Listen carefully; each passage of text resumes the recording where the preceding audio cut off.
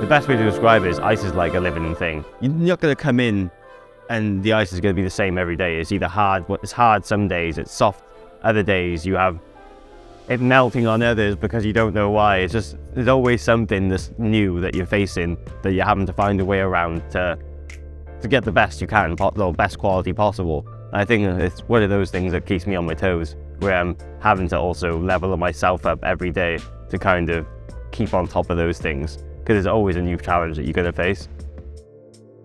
Like, it's not exactly a job that you come across where you're like, oh yeah, I work for hockey or I make ice for a living. It's not exactly like a normal job you come across, you know what I mean? My usual main role is skating around, double checking nets, making sure there's no holes in corners where players could get stuck, no major slashes that players' blades could get stuck down, kind of those basic things. But say if I'm on the machine, it would be resurfacing the ice. Any blood that gets spilled on the ice, you gotta get straight back on there, get the blood straight off the ice, and then get yourself off the ice so that the players can get back to the game.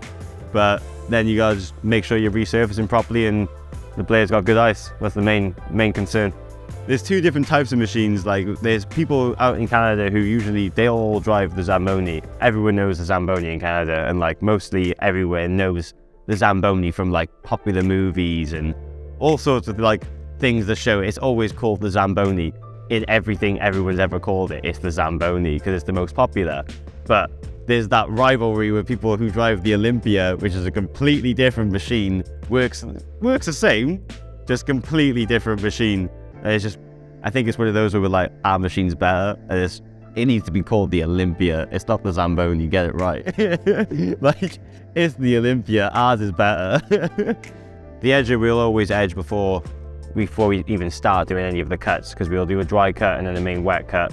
But before we do any of that, it's always on the edger, because if you don't edge, you'll basically have rough edges. So if the puck gets sent around the corner and you got a rough edge, your puck's getting sent center ice, it's getting sent other ways, far ways, left ways. You don't know where the puck's going, so you gotta edge. So before we get the machine on the ice in general, you always want to just make sure you got your machine ready to go on the ice.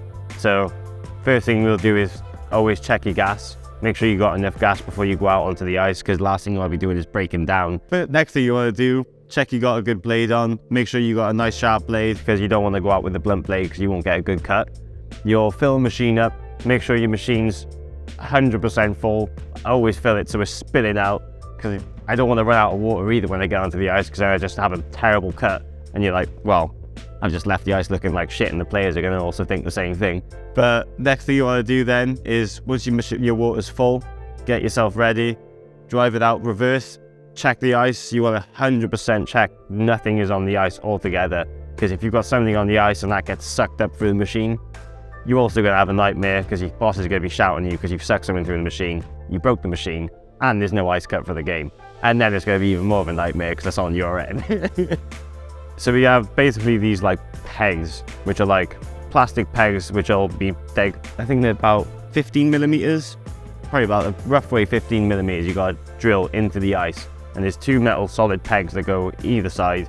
They go about 15 millimeters into the ice each, and the nets sit on top of those pegs. So during like the week, you'll have normal pegs which just sit onto the ice, they don't go in. But then during the main games, they go into the ice, so that if someone does go into the post, the net's not flying on the other side of the rink, because it will slide if you hit it.